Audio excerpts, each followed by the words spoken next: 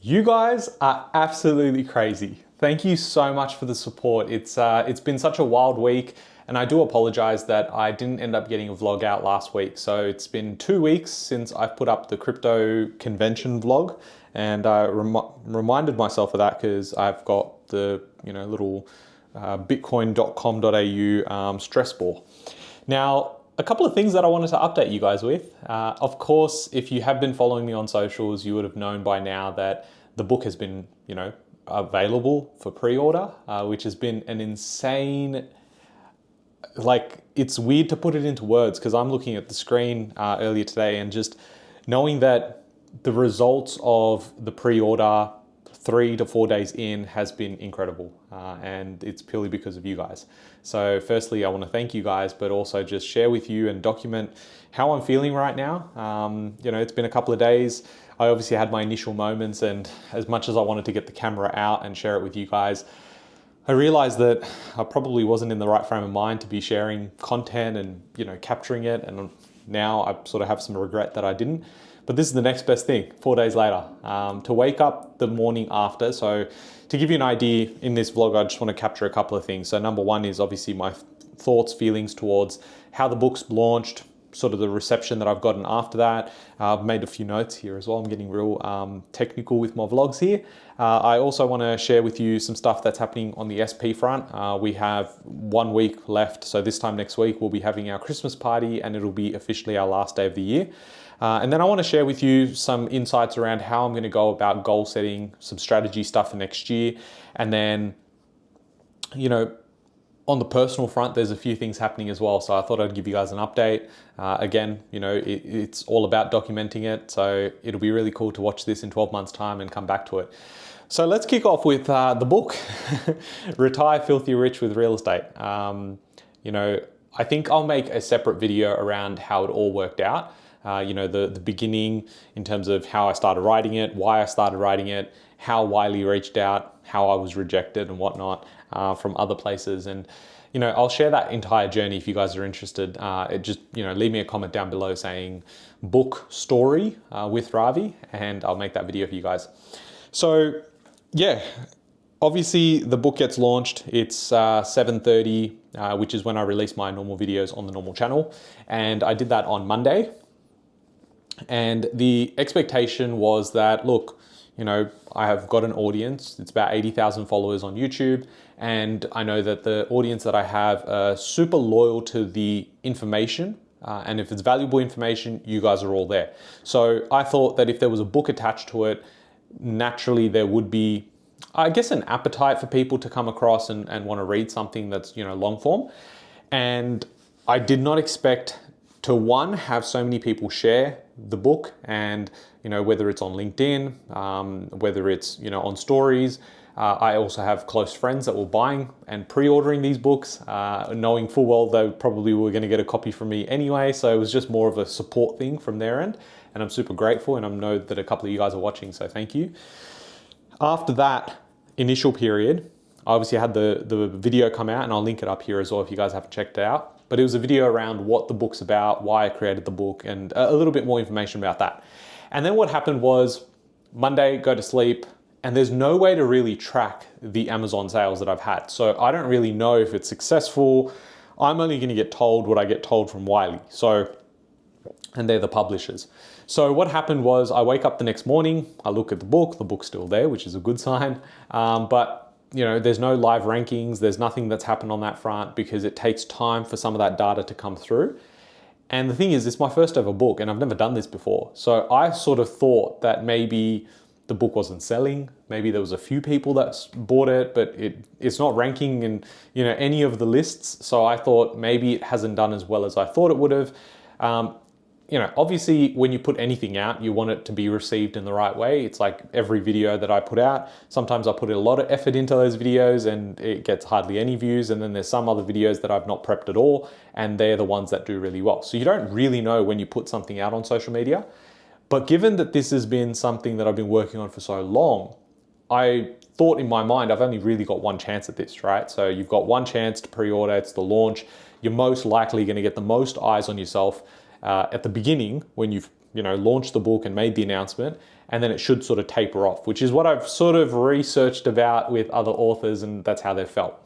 So knowing that and waking up on Tuesday morning, not seeing any rankings there, I sort of was a little worried. I know that I felt for a moment quite, I wouldn't say down, but I did have some negative thoughts around it. I was like, oh, I thought maybe we could have launched it a different way. We had been planning this for a while. I thought we did a really good job with it. We made announcements, the team was there, we made some shorts in terms of content. I'm glad that we captured a moment as well from 3 months ago when, it finally happened, because that was purely organic. We were shooting for something else and I got the email come through on the vlog. So hopefully you guys have checked out that, because that's like my honest reaction. And so now, obviously being very transparent, I did wake up and I was like, okay, so there's no rankings. I don't know if it's doing well. And I don't know what that means for, one, my reputation, or whatever that means. And, the fear of being judged, as well as that, what's the publisher going to say? They've obviously put a lot of faith into me that, this is going to work out and whatnot. And then I think it was like a couple of hours later, I was obviously doing some work and I tried to sort of push away those thoughts. I'm like, look, I can't control what I can't control. And I also don't know if there's a lag in the data that we are actually ranking or that no one's actually bought. I don't know that. So I can only control what I can control. So anyways, fast forward a couple of hours, I'm sitting on the couch and I was doing some work on my laptop, decide to take a break. So before I go and jump up to get some water from the fridge, I'm like, oh, let me just check. And I was absolutely blown away. I was by myself at the time as well. And I looked at my phone, I looked at the rankings, because now there were rankings. And before I got to that, when you search up for the book, it literally says bestseller. And to me, I was just like, my heart starts beating a little faster. I'm like, this isn't actually real. Like, what's happening? I expected there was no rankings. And for the better part of the last couple of hours, I've been feeling down about this. And not only was it a best ranker in the category that I really wanted, which is real estate. So if you go into books and then you go bestsellers, real estate, investments, that's the one that I wanted to be in, because that's most aligned with the book. And so that's the one that I was number one on. And I was like, oh my God, that's freaking wild. And then after that, found out that it was actually ranking number one across 3 categories. Later on became 4. And then I was ranking in the top 10. And I think based on, as of recording this, which is, what's the date today? The 13th of December. So you're probably seeing this on Saturday morning, so tomorrow. And so as of today, it's ranking in the top 10 across 7 or 8 categories. And it's just sitting outside of the top 100 books being bestsellers across all of Australia. So across all formats. The highest we've seen that ranking go is 88. So that means at that given time, the book was, and this is wild me saying this, but that book was being bought, was as popular, I can't even speak, 88th in Australia. So that's absolutely wild when you think about some of the authors that, have produced books and the ones that are out there available right now. And yeah, I know that, the numbers aren't as important, but to me, it meant a lot because I've never done this before. It's my first time ever. I also didn't expect it. And then when I didn't get results at all that were close to that, I sort of went down this negative loophole and I was like, okay, it is what it is. And then to bounce from that level all the way up to this high, and now it's 3 or 4 days later and it's still ranking number one across 4 categories now. It's still ranking in the top 10 across maybe 8 or 9 categories. And it sits at about sort of that 150 ranking in terms of across all books across Australia, which is, again, the fact that I'm saying it so calmly right now is not how I was a couple of days ago. It was blowing my mind, and it's hard not to sort of keep checking every couple of hours. And, thankfully I was at work and in the office and that helps, but that's basically capturing my initial thoughts around the book, the launch, and it's sort of unfortunate in a way because it's actually not going to be available till the end of Feb. But it's also fortunate because, and it sort of ties in with what's happening in my personal life, but I'm getting married. And so people close to me know this. I got engaged. When did I get engaged? It's 2024 right now. So I got engaged in Feb. I proposed to Sanjana or Sanjo as I like to call her, in Feb. So we went to Dubai, proposed to her. There should be photos. I'll pop one up here in case you haven't seen it on Instagram. And then we ended up having an engagement party, which was just like really close family friends, in April, I think. And the wedding's actually happening in February. So I guess we'll jump onto that side of things. I've been really caught up with having to manage work and finish up everything in terms of loose ends, solidify all the deals that we need to, do right by the clients, do right by, my staff as well, giving them the attention they need. Because I like goal planning or goal setting and strategy in December, although people are a little tired. You sort of worn off, the energy's away, but it's good. And I think it's really good to start that process in December, because there's some ideas that people can, I guess marinate or cook on, or cook with during Christmas and that break. And so you can't really do that if I go, oh, well, we're not going to think about 2025 until January comes around. So I like to sort of plant a few seeds, check in with people before the year end, and then we go and execute come 2025, January, have the strategy, everyone's got energy, and then we come in and just blast it. But it also works because there's some ideas that have been cooking during those 2 weeks. And when you're in a flow, when you're relaxed and you're not in the day-to-day, that's when some magic happens. So in amongst doing the wedding stuff, I've been trying to plan that on the office side of things. And speaking of the office, that's also something else that's happening, which is that we are looking for a new space. Well, we have been, and we secured something, and now we're in the process of renovating some of the internals. And I think that's going to be part of the next vlog, maybe potentially, where we start going through what the new office looks like, doing a walkthrough. And it's absolutely wild. And that's, I guess, another part of the journey that I want to share with you guys is, this time last year, I had signed my first lease into a 14-person office in Macquarie Park.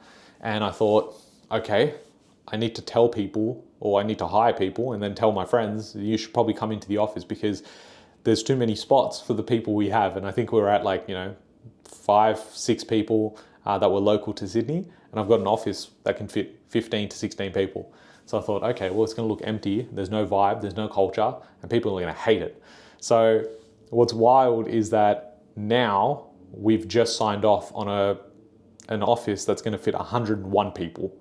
So we've gone from an office that's going to fit 14 to then fitting 34, now to get to 101, and all in the space of 12 months is absurd. It's wild. And it's really exciting.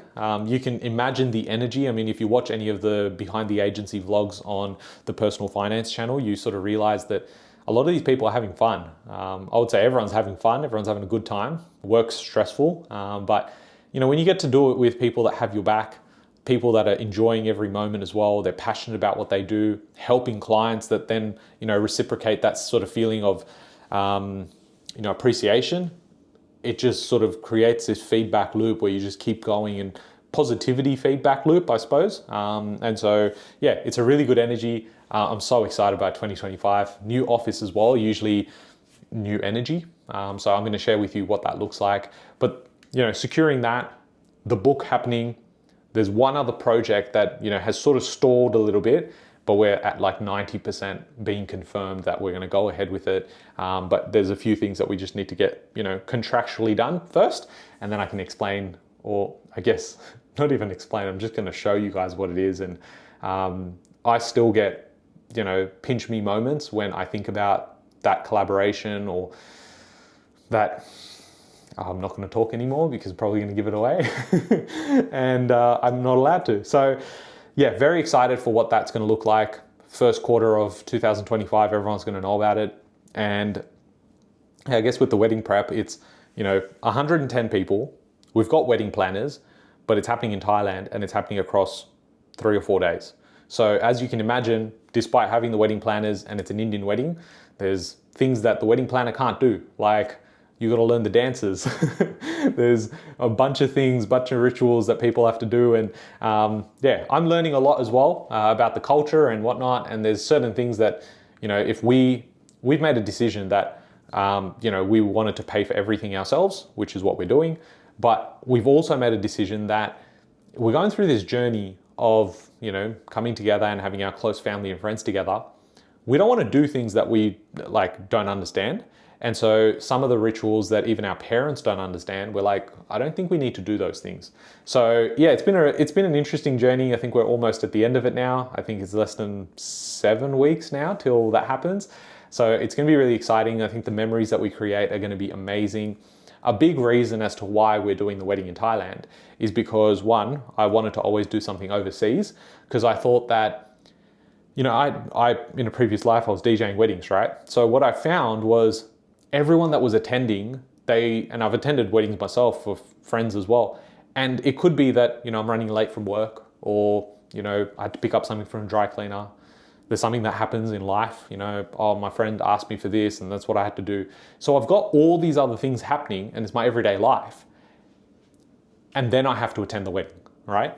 Whereas if you go and do a destination wedding, or at least this is my thought process so far, is that when you do a destination wedding, you are there for the purpose of the wedding, which means all of your clothes, there is no travel, everything is at the hotel. It is all happening at the same place.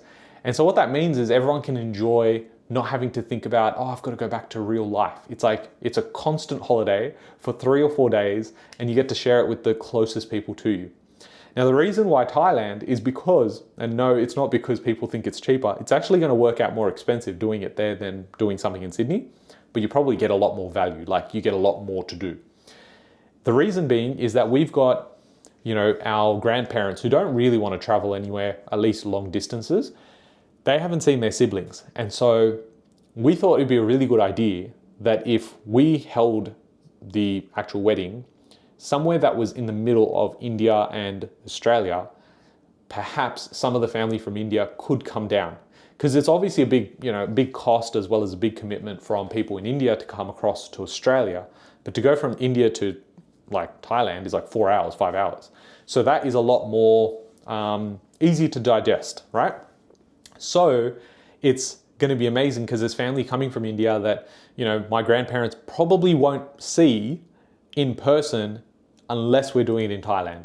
So it's just going to bring everyone together. And for me, like having my best friends, there's a lot of people from work coming. So if you guys want to see all of the content that comes from the wedding and the behind the scenes that would never make like the cinematic videos and the highlight reels, then you definitely want to subscribe to this channel. It's going to be so much fun. And I'm, you know, excited as well, but before we get there, we've got to do a few things and that's not really exciting. So that's pretty much a life update at the moment. Closing off a lot of things. I'm just trying to see if there's anything I missed. But yeah, just trying to close off things on the work front, actually enjoy 2 weeks that I've got off. But because the wedding's happening as well, it's like that's going to sort of take up a bit more of my time. And this is going back to my first point, is the book comes out Feb 26th. The wedding will finish first week of Feb, and then I go to Maldives with Sanjo. We go to Singapore as well, then come back, and it's a week before the book launches. And so I imagine there's going to be a few things that we're planning already. So as soon as we come back, it's like hit the ground running, and then the collaboration or the major project that we're working on, which will be the biggest thing that we work on, even bigger than the book for next year, should then start playing out March, April, May. So it's going to be a crazy 6 months coming up. And that's part of the reason I wanted to start documenting things, because I know that I've got regret from not having captured stuff from 4 years ago or even 5 years ago. I'm glad that I've got YouTube videos which had no views at the time, because it always makes me realize and be grateful for where I'm at now. And so this is just my way of documenting it, keeping myself accountable as well, to share more with you guys. And then also document it. It's forcefully doing it, because I'm never going to be able to go and launch my first book ever again, right? So this here is my way of capturing it and reminding myself that, say I never write a book again, at least I'll know what it felt like to be a bestseller. And if I end up writing again, and you know, that process does take a lot of time, but if I did end up doing it again, I will know exactly how it feels, whether it's a bestseller or not.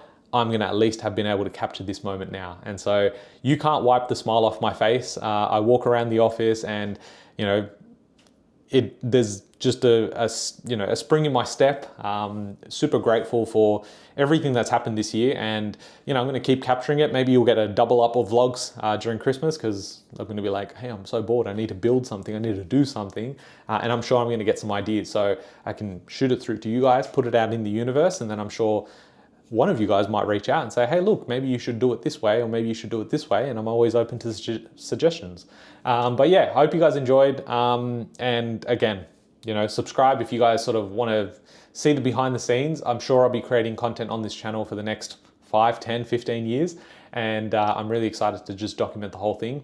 Sometimes it's just another boring day. I'm still in my little YouTube setup, which is actually the second room that I have in this apartment. So it's my office, and sometimes I'll be traveling, and there's a bit of travel coming up. So I'm gonna share with you guys what that looks like. But for now, thank you so much for making the book successful, the launch successful. And if you haven't already pre-ordered, please go ahead and do it. The book will come out end of Feb. And if you know someone else that's gonna like that book, it talks a lot about mindset, investment strategy, as well as I guess an overall understanding of why it's important your goals are not the same as someone else's, and why it's important that you don't compare yourself, because what I want is different to what you want, and what you want is different to the person that lives next door to you. So it's very important. That's the key message from the book. Retire Filthy Rich is not what people think it is. It's unique to you. So yeah, I'm just trying to share that message across to everyone. I hope you guys enjoyed, and I'll catch you guys on the next vlog. Thanks, guys.